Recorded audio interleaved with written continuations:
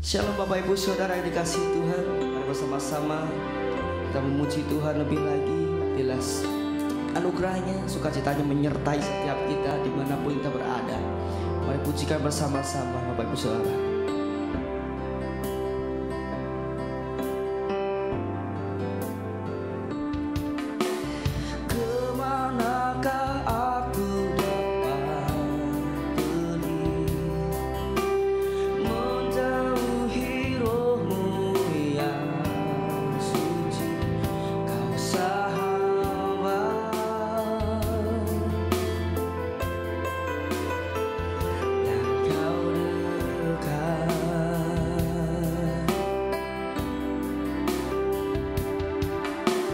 Bahkan seluruh pengabdianmu bisa membalas kesetiaanmu, sungguh mulia dan berharga. Sungguh besar pengorbananmu bagiku, terlalu dalam untuk dimengerti. Sungguh besar, sungguh indah yang kau pikirkan tentangmu, tak terselami bagiku.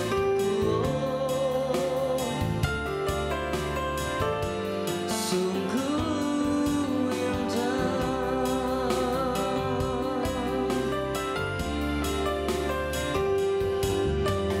Kemanakah aku dapat pergi, menjauhi rohmu yang suci, kau sahabat. Katakan dan kau dekat, dan kau dekat.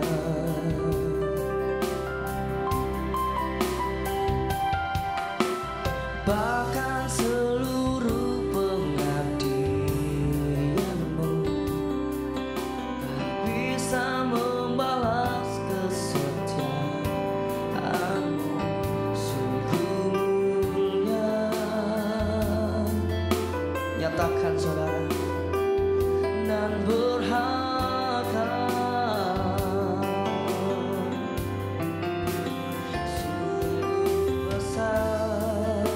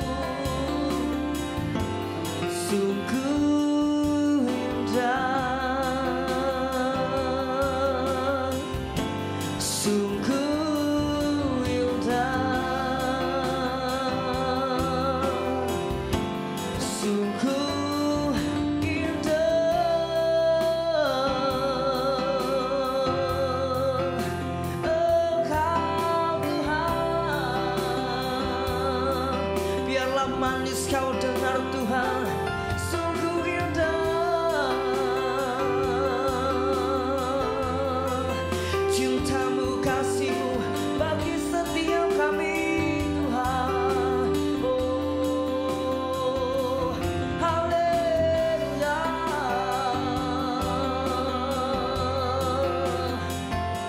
Kasih setiamu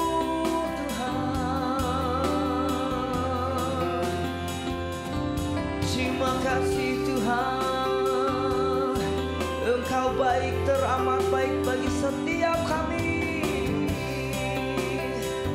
Ilalaya maralaya mo, ikineralaya masikine, ilalaya maralaya mo, ikinerala masikine, ilalaya maralaya mo.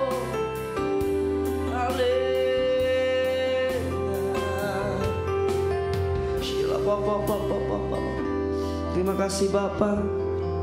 Ini pujian kami, ini doa setiap kami Tuhan. Bahkan di setiap pujian yang kami naikkan, ada kesembuhan terjadi di dalam hidup kami, ada pemulihan terjadi dalam hidup kami Tuhan. Dan sebentar kami akan mendengarkan sabda firman-Mu. Pakai kami, layakkan setiap kami Tuhan. Bila firman yang kami dengarkan menjadi rema untuk kami. Terima kasih Bapa. Terima kasih Yesus. Kami siap mendengarkan Tuhan. Di dalam nama-Mu syukur. Haleluya. Amin. Shalom Bapak Ibu, setelah sekalian dimanapun berada. Bulan ini kita akan belajar bersama-sama dengan tema kasih karunia membuat kita menerima mujizat. Untuk itu mari saya mengajak setiap kita membaca bersama-sama di Injil Yohanes pasalnya yang kedua. Injil Yohanes pasalnya yang kedua, kita akan baca dari ayat yang pertama sampai dengan ayatnya yang ke-11, yaitu dengan perikop perkawinan di Kana. Pada hari ketiga ada perkawinan di Kana yang di Galilea, dan ibu Yesus ada di situ. Yesus dan murid-muridnya diundang juga ke perkawinan itu. Ketika mereka kekurangan anggur, ibu Yesus berkata kepadanya, "Mereka kehabisan anggur." Kata Yesus kepadanya, "Mau apakah engkau daripadaku, ibu, saatku belum tiba?" Tetapi ibu Yesus berkata kepada pelayan-pelayan, "Apa yang dikatakan kepadamu, buatlah itu." Di situ ada 6 tempayan yang disediakan untuk pembasuhan menurut adat orang Yahudi, masing-masing isinya 2-3 buyung. Yesus berkata kepada pelayan-pelayan itu, "Isilah tempayan-tempayan itu penuh dengan air." Dan mereka pun mengisinya sampai penuh. Lalu kata Yesus kepada mereka, "Sekarang cedoklah dan bawalah kepada pemimpin pesta." Lalu mereka pun membawanya. Setelah pemimpin pesta itu mengecap air yang telah menjadi anggur itu, dan ia tidak tahu dari mana datangnya, tetapi pelayan-pelayan yang mencedok air itu mengetahuinya. Ia memanggil mempelai laki-laki dan berkata kepadanya, "Setiap orang menghidangkan anggur yang baik dahulu, dan sesudah orang puas minum, barulah yang kurang baik. Akan tetapi engkau menyimpan anggur yang baik sampai sekarang." Hal itu dibuat Yesus di Kana yang di Galilea sebagai yang pertama dari tanda-tandanya, dan dengan itu ia telah menyatakan kemuliaannya, dan murid-muridnya percaya kepadanya. Saudara yang dikasih Tuhan, kalau kita mempelajari dan membaca daripada perikop ini saudara, kita bisa melihat sebuah karya yang luar biasa yang dikerjakan oleh Tuhan Yesus, yaitu Tuhan Yesus menyatakan mujizatnya dengan mengubah air menjadi anggur. Lalu pelajaran apa yang dapat kita petik dari ayat ini saudara? Yang pertama coba kita baca ayatnya yang keempat. Kata Yesus kepadanya, "Mau apakah engkau daripadaku, ibu, saatku belum tiba." Saudara perlu tahu bahwa mujizat itu sepenuhnya ada di dalam kendalinya Tuhan. Mujizat ada di dalam waktunya Tuhan. Bukan kita manusia yang menentukan waktu kapan mujizat itu terjadi. Tapi satu perkara kita bisa melihat bahwa mujizat terjadi di dalam waktu dan kehendak Tuhan. Seperti dikatakan Tuhan Yesus, walaupun ibunya sendiri yang datang kepadanya, tetapi satu hal, bahwa mujizat itu adalah di dalam waktunya Tuhan. Lalu saudara, untuk mujizat terjadi, apa yang menjadi bagian kita sebagai manusia? Yang tentunya membutuhkan mujizat. Untuk mujizat terjadi, kalau di dalam perikop ini adalah kita memerlukan iman di dalam Tuhan. Coba kita lihat Ibrani pasalnya yang ke-11 ayat yang pertama. Iman adalah dasar dari segala sesuatu yang kita harapkan dan bukti dari segala sesuatu yang tidak kita lihat. Iman adalah dasar dari apa yang kita harapkan dan bukti dari segala sesuatu yang tidak kita lihat. Kita membutuhkan iman ketika kita rindu untuk menerima mujizat. Lalu bagaimana kita bisa memiliki iman yang benar di dalam Tuhan? Di dalam Roma 10 ayat 17 berkata, iman timbul dari pendengaran dan pendengaran oleh firman Kristus. Iman tidak timbul dari pengertian kita. Iman tidak pernah timbul dari pengetahuan kita sebagai manusia. Iman tidak bisa timbul dari apa yang kita lihat dari orang lain kerjakan di dalam kehidupannya. Tetapi firman Tuhan jelas sekali berkata bahwa iman timbul dari pendengaran dan pendengaran akan firman Kristus.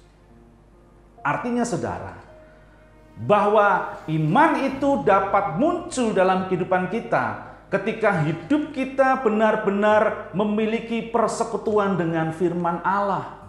Artinya kita mendengar, kita membaca, ya, kita merenungkan akan firman Tuhan. Makanya nggak heran saudara, di dalam Yosua katakan, janganlah engkau lupa memperkatakan Taurat Tuhan, memperkatakan firman Tuhan. Artinya untuk apa? Untuk mengingatkan kepada setiap kita bahwa di dalam hidup kita itu sangatlah penting kita bergaul dengan Tuhan melalui firman-Nya. Jadi iman timbul dari firman Kristus. Kalau dalam bahasanya dikatakan rema, artinya iman yang masuk dalam kehidupan kita, yang menyatu dan menjadikan atau membuat kita mengerti akan firman itu, ya, yang manunggal dalam kehidupan kita. Sehingga ketika kita benar-benar merasakan bahwa firman itu adalah firman yang hidup, maka iman itu akan timbul di dalam hati kita. Iman bukan berarti kita pasrah ketika kita menerima janji Tuhan. Iman bukan hanya kita diam tanpa bertindak. Tetapi Tuhan mau ketika kita memiliki iman adalah iman yang aktif, iman yang mau bertindak. Dimulai dari apa? Dari memperkatakan firman Tuhan.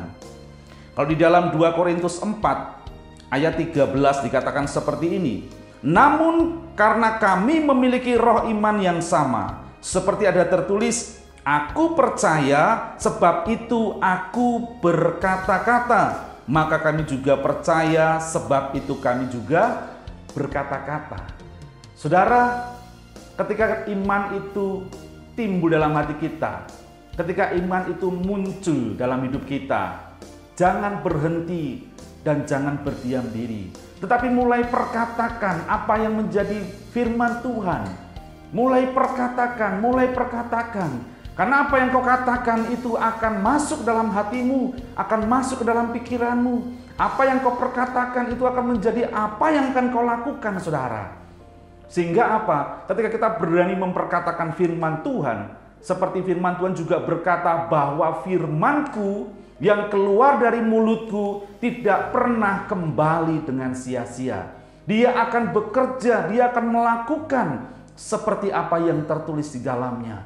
Artinya sangat besar kuasa firman Tuhan ketika firman itu kita perkatakan. Terlebih firman itu akan berkuasa ketika firman itu kita lakukan.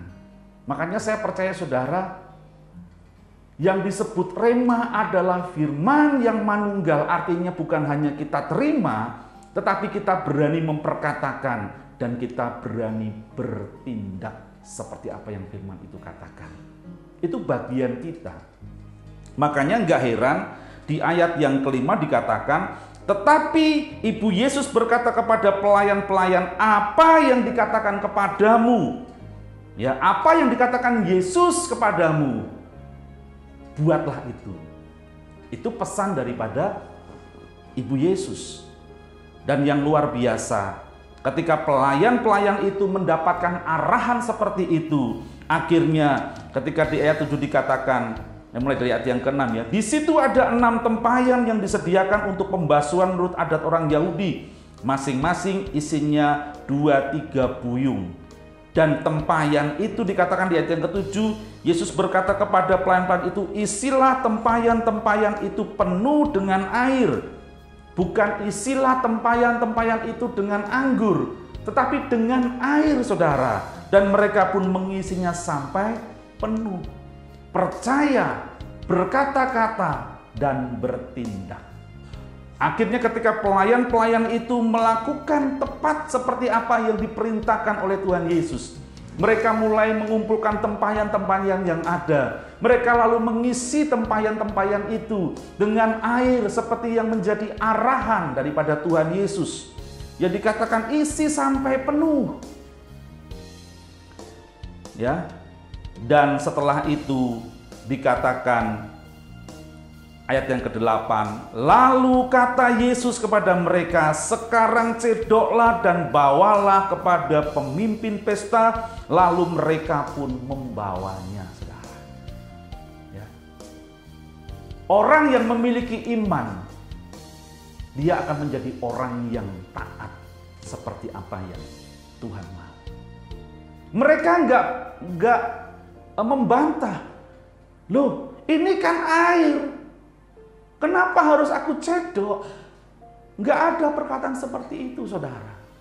Tetapi ketika Tuhan Yesus berkata, cedoklah dan bawalah kepada pemimpin pesta, lalu mereka mencedoknya dari dalam tempayan yang berisi air, lalu dibawa kepada pemimpin pesta. Dan setelah pemimpin pesta itu mengecap air yang telah menjadi anggur itu, ia tidak tahu ya dari mana datangnya, tetapi pelayan-pelayan yang penyedot air itu mengetahuinya. Ia memanggil mempelai laki-laki dan berkata kepadanya, setiap orang menghidangkan anggur yang baik dahulu, dan sesudah orang puas minum, barulah yang kurang baik. Akan tetapi engkau menyimpan anggur yang baik sampai sekarang. Yang tadinya kehabisan air. Begitu pelayan-pelayan datang, ya, dan mendapatkan mendapatkan perintah dari Tuhan Yesus untuk memenuhi tempayan-tempayan itu, ketika mereka taat melakukan, mujizat terjadi. Air diubah menjadi anggur yang baik. Saudara dikasih Tuhan, mari hari-hari ini, bagaimanapun kondisi kita, mungkin hari-hari ini kita sedang mengalami, mungkin kita mengalami kelemahan fisik. Kita diizinkan Tuhan untuk mengalami sakit penyakit. Kita mungkin sedang mengalami kekurangan. Mungkin usaha pekerjaan kita mungkin sulit hari-hari ini. Mungkin keluarga kita sedang kacau. Dan masih banyak permasalahan hidup yang sedang kita hadapi. Percayalah saudara, kalau dahulu Tuhan Yesus sanggup mengubahkan air menjadi anggur, hari ini pun kuasa mujizat Tuhan masih berlaku. Bagian kita cari Tuhan. Bagian kita membaca firman Tuhan, mendengarkan firman Tuhan, merenungkan firman Tuhan, sehingga iman itu timbul. Dan ketika iman itu timbul, lakukan dan percayalah. Seperti apa yang firman Tuhan katakan. Maka mujizat itu akan menjadi bagian setiap kita. Amin saudara. Saya tidak akan perpanjang firman Tuhan hari ini. Tapi satu hal, pesan firman Tuhan itu jelas sekali. Bahwa ketika kita membutuhkan mujizat, yang pertama datang kepada Tuhan. Cari Tuhan, tunggu waktunya Tuhan. Lalu miliki iman percaya. Lakukan itu dan mujizat pasti terjadi. Demikian firman Tuhan pagi hari ini, biarlah menjadi kekuatan bagi setiap kita. Tuhan Yesus memberkati. Amin.